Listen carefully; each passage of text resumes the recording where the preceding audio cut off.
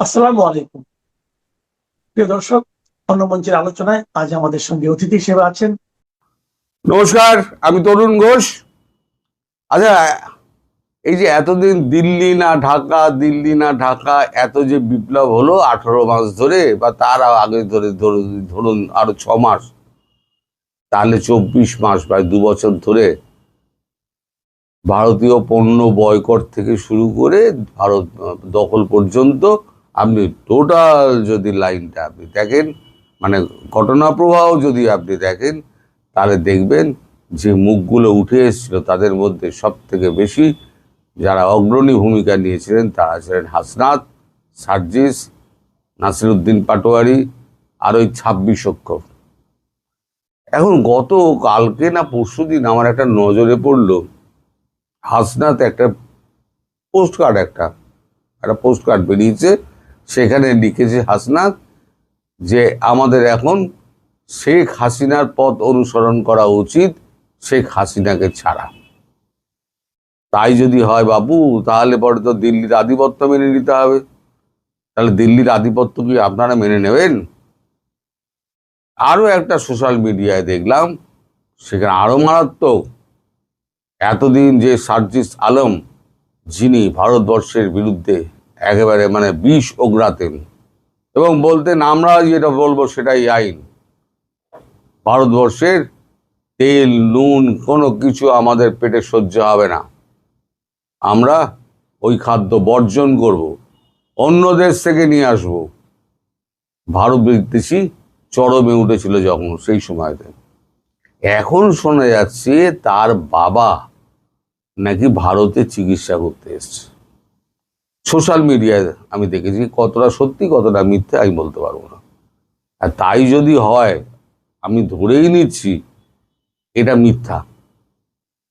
তার মানে আপনার সম্পর্কে দেশের মানুষের ধারণাটা এইটাই হয়েছে যে আপনি পারলে ইন্ডিয়ার পায়ে পড়ে যাবেন, কিন্তু এখন আর মুখ ফুটে বলতে পারছেন না। যেমন হাসনাতরা বলতে পারছে না, যেমন নাসিরুদ্দিন পাটোয়ারি বলতে পারছে না, যেমন ওই 26 অক্ষর বলতে পারছে না। অনেকে বলেন 26 অক্ষর আপনি বলেন কেন? দেখুন, নামের হচ্ছে 24 অক্ষর, আর সঙ্গে আমি জুড়ে দিয়েছি গয়াকার দন্তের 9টায় অর্শ, তাহলে 24 আর দিয়ে হলো 26। ওই জন্য আমি বলি 26 অক্ষর, হিসেব মিলে গেল। তা এই 26 অক্ষর এখন আর বড় বড় কথা বলে না। নাসিরুদ্দিন পাটোয়ারি চুপ। এই যে এরা এত বক্তব্য দিত, এত এত চিৎকার চেঁচেমেচি করতো, এত হামলা করেছিল, সরি, তা এখন তারা কোথায় গেলেন? তাই তখন ঠিকই খুঁজে পাওয়া যায় না।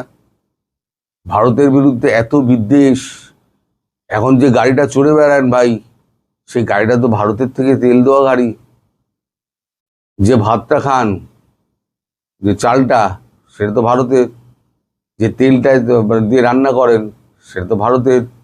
যে মশলা দিয়ে খাবার রান্না হয় আপনার মা করে দেন, সেটা তো ভারতীয় মশলা।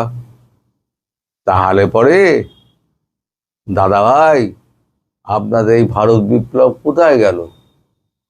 ভারত বিদ্বেষ কোথায় গেল? আমি এবার যদি প্রশ্ন করি আপনাদের, ভারত ছাড়া আপনাদের গতি নেই, সেটা মানুন। মানবেন কি? একদিন আপনাদের মানতে হবে, একদিন আপনাদের মানতে হবে। আপনারা হয়তো ভাবছেন এখন মুখ দিয়ে বেরোচ্ছে শেখ হাসিনার দেখানো পথেই আমাদের চলতে হবে। একদিন আরো কদিন বাদে বেরোবে শেখ হাসিনা ছাড়া এই দেশ চালানো সম্ভব নয়, কারণ তারেক জিয়া এই দেশ চালানোর পক্ষে একেবারেই উপযুক্ত নন।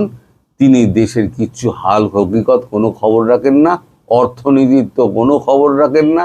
দেশ অর্থনীতির তো অবস্থা খুব খারাপ, সেখান থেকে কি করে তুলবেন সেটাও মানে তার জানা নেই।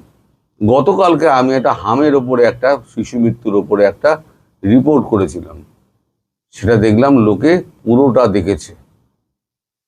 ওই 10 মিনিটের রিপোর্টটা পুরোটা দেখেছে। আমি দেখলাম ডিউরেশন, দেখলাম পুরোটাই লোকে দেখেছে। লোকে কম দেখেছে, কিন্তু লোকে পুরোটা দেখেছে। তার মানে আমি যেগুলো বলেছি, যে তথ্যগুলো দিয়েছি, সেই তথ্যগুলো তারা সঠিক বলে মনে করছেন। যদিও আমি তো বলেছি, যদি আমি ভুল তথ্য পেশ করে থাকি তাহলে আমার বিরুদ্ধে আপনারা মামলা করতে পারেন। আমি সেই মামলা লড়বো, অথবা আপনারা ভারত সরকারের কাছে আমার বিরুদ্ধে অভিযোগ করতে পারেন যে আমি প্রোপাগান্ডা ছড়াচ্ছি বাংলাদেশের বিরুদ্ধে। আমি তথ্যপত্র রেডি করে রেখে দিয়েছি।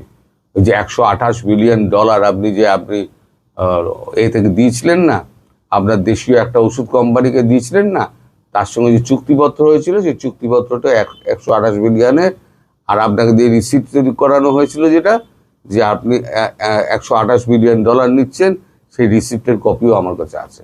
যাবেন কোথায় আপনি? আপনি পালিয়ে পার পাবেন না।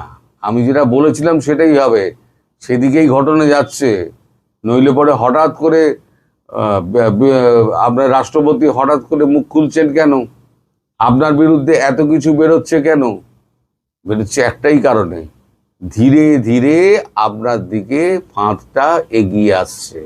আপনি বুঝতে পারলে পারবেন, না বুঝতে পারলে ঘোড়ার ডিম। এখন আপনি বাঁচার পথ খুঁজুন, আর আমরা আপনার পেছনে লেগে থাকবো। ধন্যবাদ।